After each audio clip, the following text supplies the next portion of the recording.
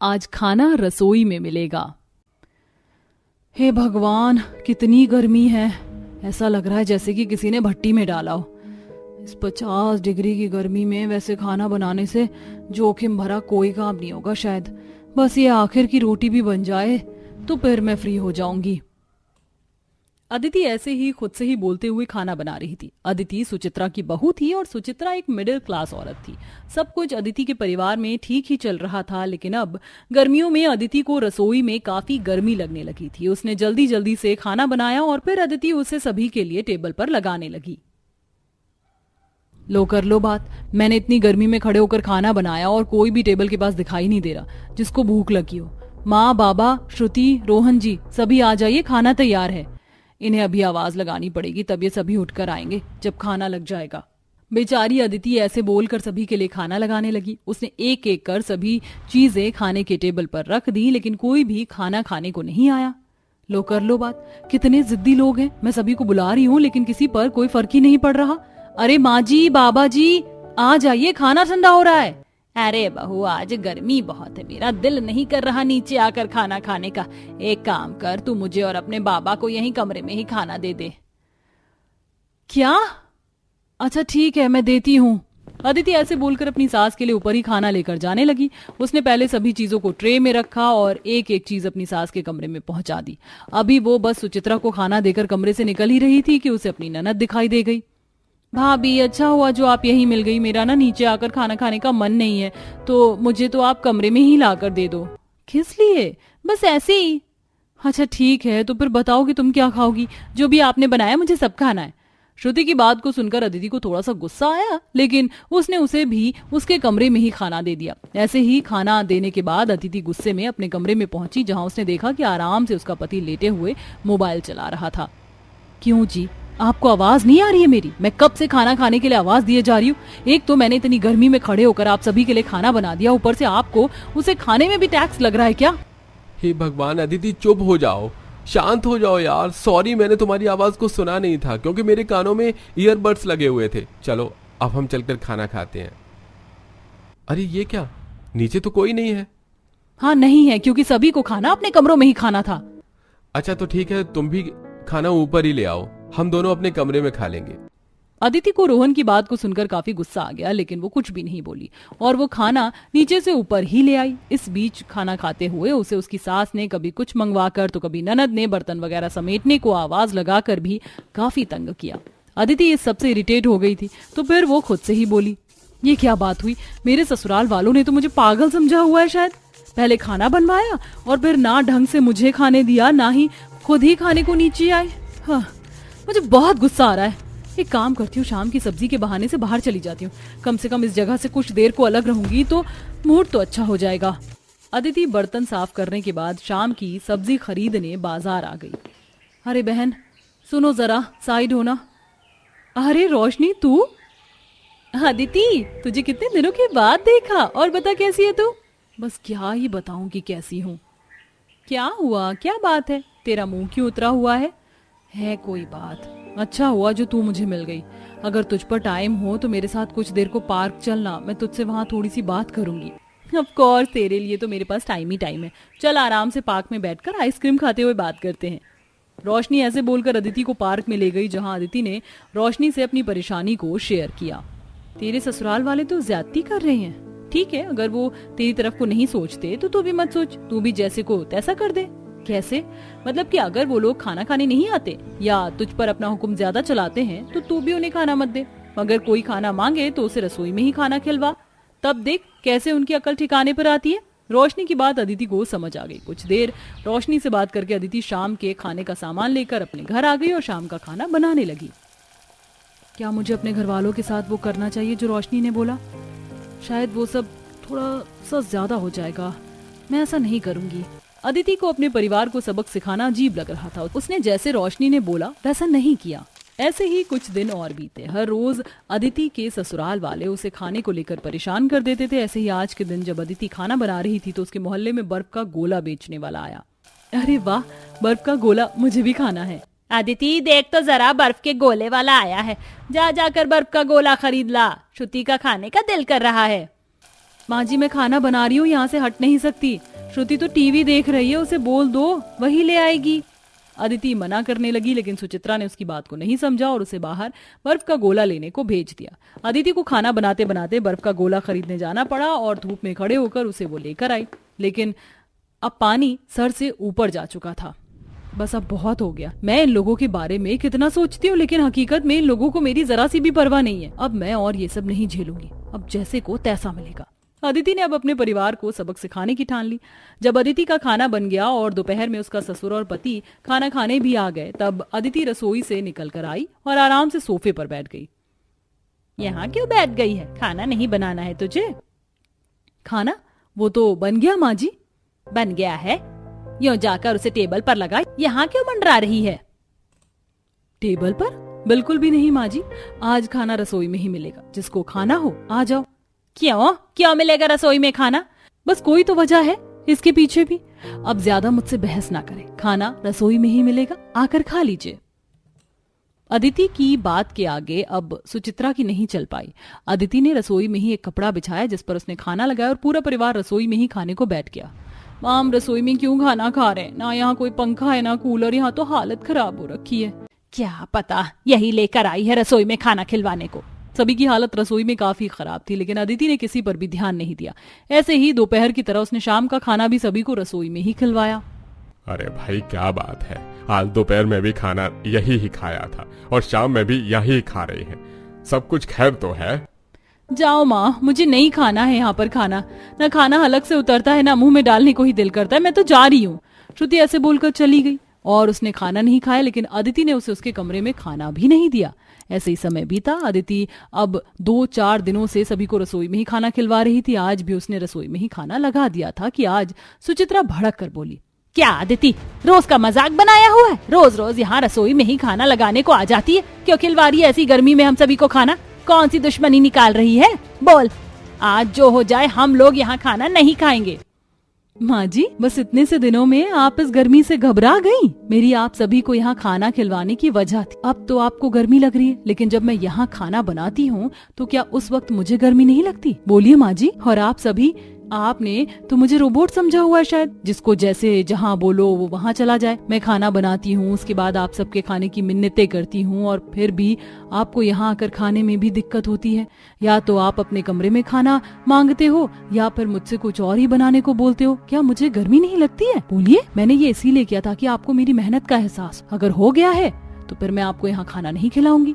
अदिति की बात सुनकर सभी घरवालों की नजरें शर्म से झुक गईं।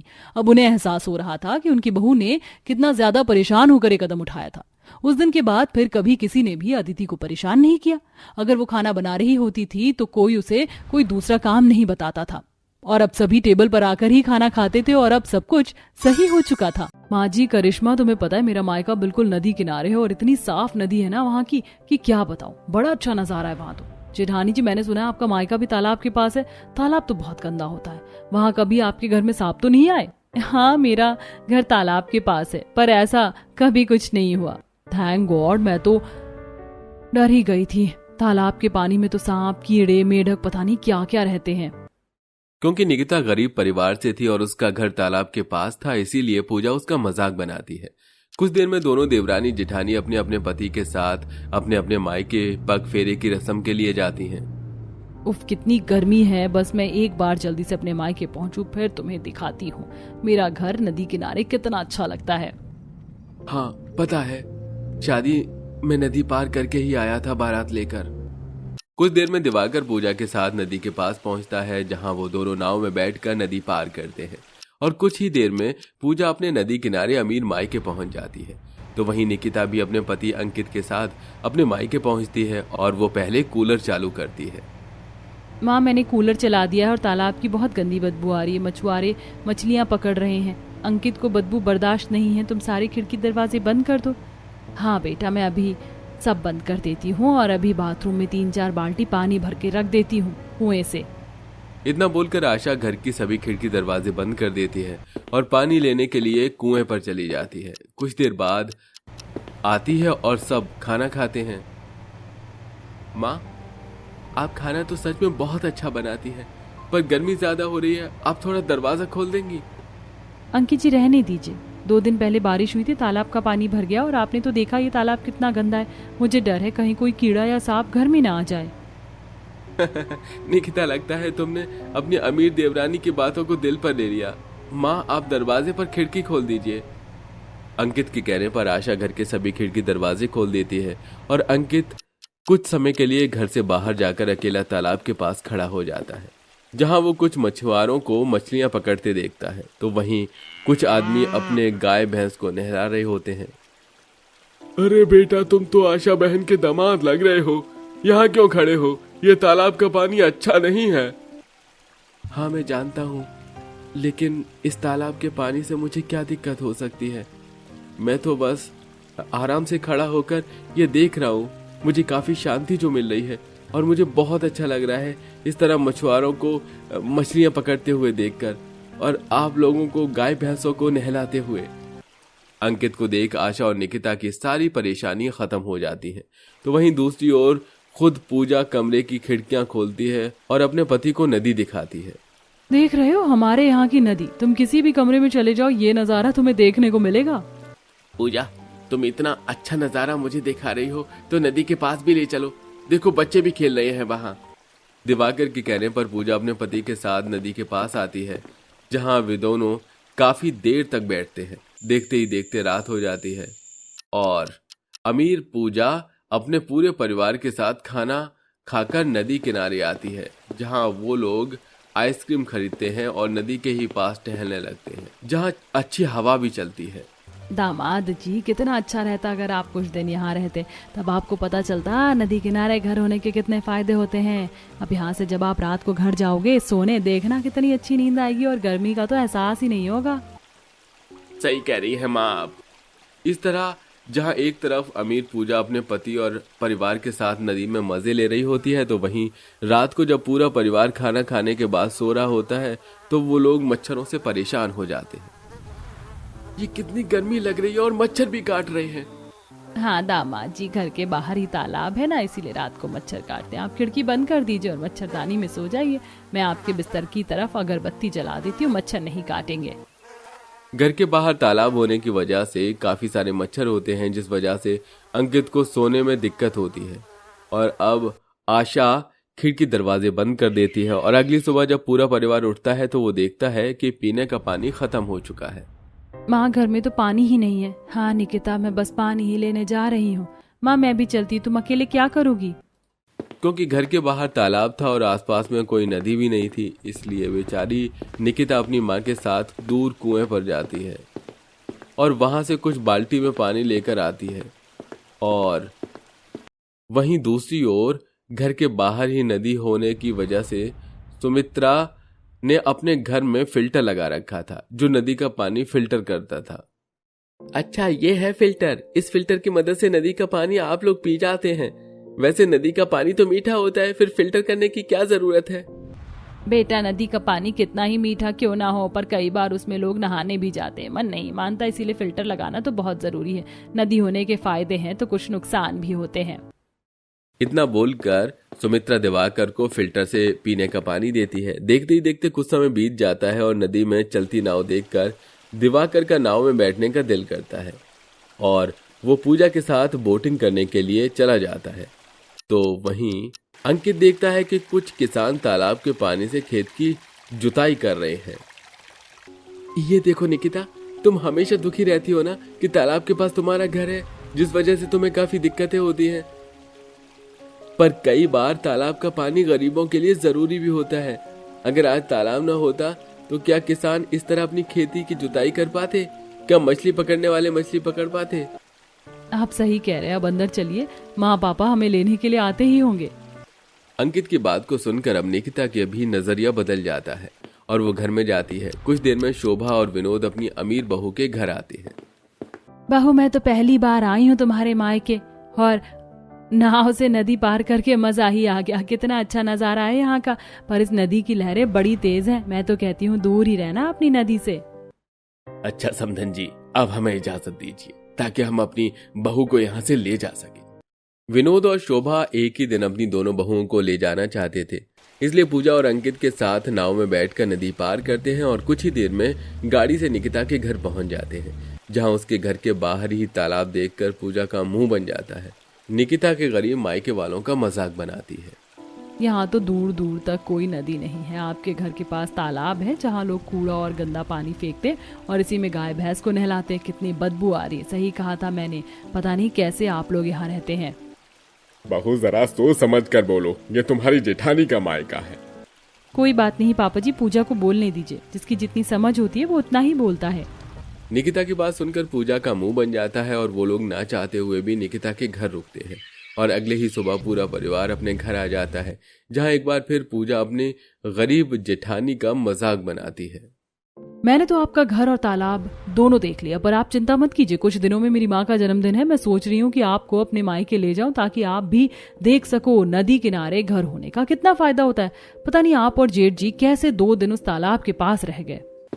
पूजा निकिता का मजाक बनाकर वहां से चली जाती है। समय यूं ही गुजरता है और एक दिन, माँ जी मेरी माँ का जन्मदिन है, मेरी माँ ने जेठानी जी को भी बुलाया है, आप हम दोनों को मेरी मायके जाने दीजिए ना। इसी बहाने तालाब की दुनिया से निकल कर जेठानी जी एक बार नदी की दुनिया भी देख लेंगी। इन्होंने इतना अच्छा नजारा कभी नहीं देखा होगा। बहू तू अगर अपनी जेठानी को अपने मायके ले जाना चाहती है, मुझे इसमें कोई दिक्कत नहीं है, पर ये मेरा घर है और अगर तूने मेरी बड़ी बहू के साथ और बदतमीजी करी तो मैं बर्दाश्त नहीं करूंगी। शोभा इजाजत तो दे देती है और पूजा को खरी खोटी भी सुनाती है, पर पूजा अपनी हरकतों से बाज नहीं आती और वो अपनी जेठानी को अपने मायके ले जाती है, जहां पर लोग नाव में बैठकर नदी पार कर रहे होते हैं। इसे कहते हैं नदी। पर आपने देखा है कभी ऐसा नजारा? देखा नदी की दूसरी तरफ बच्चे कितना खेल रहे हैं और ये शाम का वक्त है, कितना सुंदर लग रहा है। सच में निकिता तुम्हारा घर बहुत अच्छी जगह पर है, पर तालाब भी इतना बुरा नहीं है, उसके भी कुछ फायदे हैं। अगर मेरे घर के पास तालाब ना होता तो कई लोग परेशानी में आ जाते। आप तो बोलोगी ही ना, आपका घर तालाब के पास जो है। कुछ देर में पूजा और निकिता घर पहुंचते हैं और घर में जाते हैं और खिड़की खोलने पर उसे सामने ही नदी का नजारा देखने को मिलता है और ठंडी हवा का झोंका आता है। खुश, यहाँ सच में कितना अच्छा लग रहा है। माँ आज आपका जन्मदिन है, इसलिए मैं अपनी जेठानी के साथ यहाँ आई हूँ, चलिए अब केक काट दीजिए।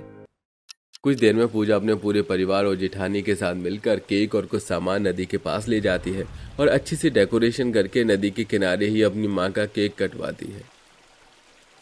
और ये सब कुछ देख निकिता को अच्छा लगता है। सब लोग नदी के पास ही केक खा के हंसते हुए डांस करते हैं और खूब एंजॉय करते हैं। फिर कुछ देर बाद पूजा नदी के पास अपनी जेठानी से कहती है, जेठानी जी आपके वहाँ नदी तो होगी नहीं, इसीलिए आपको तैरना भी नहीं आता होगा। आप मेरा हाथ पकड़कर नदी के अंदर चलिए, आपको कुछ नहीं होगा। पूजा तैरना नहीं जानती थी, पर दिखावे के चक्कर में नदी के अंदर जाती है और उसका पैर फिसल जाता है।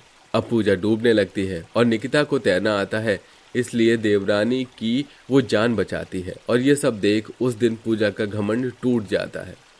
पूजा जरूरी नहीं कि नदी हो तो ही इंसान को तैरना आता हो, कई बार यही नदी हमारे लिए नुकसानदेह होती है। अभी नदी का स्तर बढ़ा हुआ है, ऐसे में तुम्हें तैरने के लिए नहीं जाना चाहिए, जबकि तुम्हें तैरना भी नहीं आता।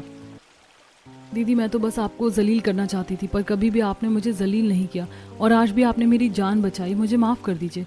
आप सही कहती हैं, अगर नदी के फायदे हैं तो नुकसान भी है। उस दिन पूजा की आंखें खुल जाती हैं और उसे नदी के फायदे के साथ नुकसान भी पता चल जाते हैं। कुछ ही देर में दोनों देवरानी जेठानी अपने ससुराल जाती हैं और इस बार दोनों एक साथ अच्छे से रहती हैं।